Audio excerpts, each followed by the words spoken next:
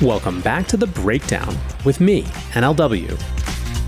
It's a daily podcast on macro, Bitcoin, and the big picture power shifts remaking our world. What's going on, guys? It is Monday, September 29th, and today we are talking about Kraken's secret fundraising. Before we get into that, however, if you are enjoying The Breakdown, please go subscribe to it, give it a rating, give it a review, or if you want to dive deeper into the conversation, come join us on the Breakers Discord. You can find a link in the show notes or go to bit.ly/breakdownpod. Well, friends, Kraken has closed a huge secret fundraising deal as they prepare to IPO.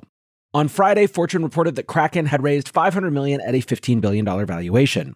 Now, the sourcing was very strange, with crypto editor Jeff John Roberts writing, "This week, Fortune learned from a person who was not authorized to discuss the matter publicly that it successfully closed the round this month. The round featured no primary investor, with Kraken itself setting the terms, including the $15 billion valuation."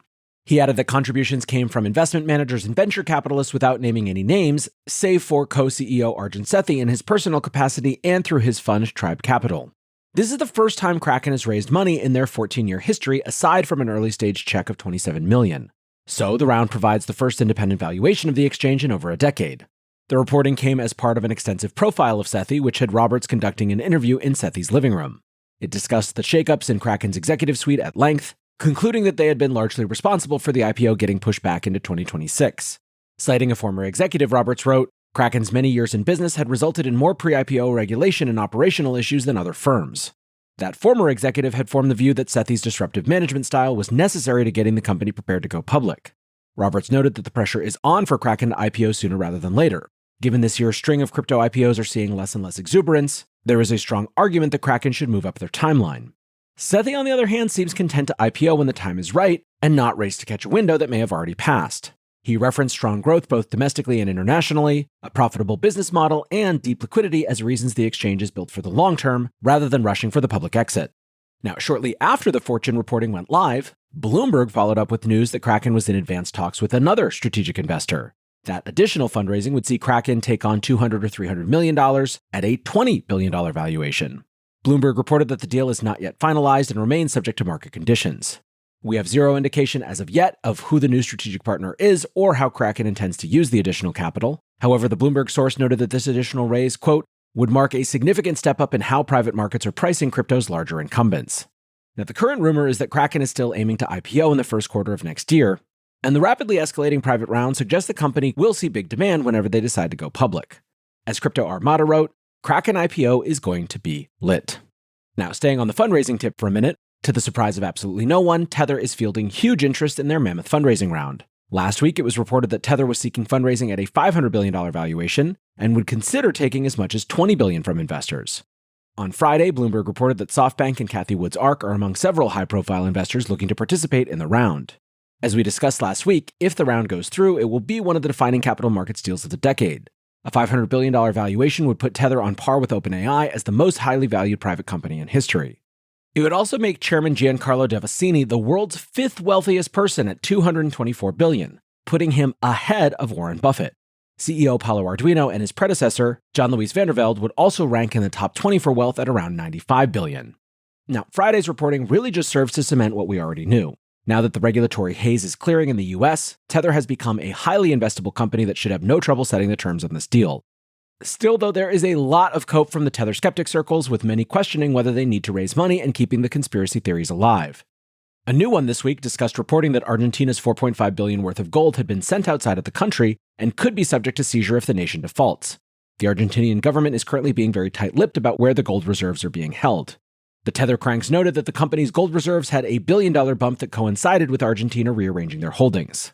There is not much to go on, and we are deep into tinfoil hat territory at this stage. But despite all of this, Tether is now a player on the global monetary stage. Jeff Park, the CIO of ProCap Bitcoin, tweeted, "Tether is a central bank, Strategy is a central bank, WorldCoin is a central bank. The biggest opportunity in crypto is, and always has been, to become a central bank you can own." Now, speaking of strategy, crypto treasury companies have recently hit a rough patch, but some believe the theme still has legs. Blockchain.com CEO Peter Smith is still a bull, commenting, "More and more are going to come until we run out of management teams or shells. Capitalism is awesome like that. At some point, though, we sort of run out of steam, and then it gets really interesting because you'll see a lot of consolidation. The really good management teams and sponsors will consolidate a lot of the space at a preferential capital stack." Blockchain.com has made over $200 million worth of crypto treasury company investments scattered across a dozen different plays. After being pummeled for weeks, both MicroStrategy and BitMine saw minor upticks on Friday, so perhaps there's a little more juice left. Others are pretty clear that they think it's over. Komodo CTO Caden Stadelman recently called the trend self-dealing dressed up as capital deployment. And the SEC evidently has their own concerns along those lines. On Friday, the Wall Street Journal reported that the SEC and associated self-regulatory organization FINRA had reached out to some companies within the crypto treasury company space. The inquiries focused on unusual trading patterns, including abnormally large volumes and large price increases ahead of public announcements about crypto purchases. The reporting stated that the SEC had officially cautioned some companies about potential violations of fair disclosure regulations. Those regulations require companies to share material non-public information widely rather than selectively with analysts, investors, or other market participants. In plain terms, the SEC and FINRA are looking around for evidence of insider trading from the crypto treasury companies. We don't have the names of any specific targets or have any suggestion on how an investigation will conclude, but the reporting could put a damper on the feeling that the rules of U.S. capital markets no longer apply. Mike Dudas of Sixth Man Ventures, who has likely seen how the sausage is made here, tweeted, "This is gonna be a bloodbath, and this is exactly the right type of enforcement work the SEC should be doing." Speaking of the SEC Commissioner Hester Peirce has heralded the start of a new era for crypto, but hopes the industry is ready to move on from its old ways. In a speech at CoinCenter's annual dinner, SEC Commissioner Hester Peirce has heralded the start of a new era in crypto, but hopes the industry is ready to move on from its old ways. In a speech at CoinCenter's annual dinner, Peirce apologized for the past few years. She said, "I am sorry that over most of my tenure at the SEC, I failed to convince my colleagues in government to give you a chance. I hope that you and others whom you have inspired will use this time, a time in which regulatory clarity has replaced ambiguity as government's objective, to build good things that will enhance the safety, security, happiness, and prosperity of your family, friends, neighbors, and nation." During this administration, Peirce has led from the front and championed root and branch reform. To her credit, we're starting to see policies put into action, and crypto startups get the latitude to operate more freely than ever before. While on stage, Peirce wore a shirt emblazoned with the code to operate a DEX. She remarked, "The way the old SEC was trying to contort the law, merely wearing this shirt, which reprints code including a CoinCenter comment letter, would have been enough to require me to register as an exchange. The SEC has moved on from such legal contortions. Happy news for all except those with an inordinate affection for intermediaries." The speech was something of a culminating address from Peirce, whose time is up at the SEC in June. Joking about what's next, Peirce had a few jabs for the industry. She said, "For post-SEC life, I must turn to Plan C, or more precisely, Plan NFT. My NFT collection is going to be a set of characters that I have encountered in the world of crypto, especially at its current, often uncomfortable intersection with policy."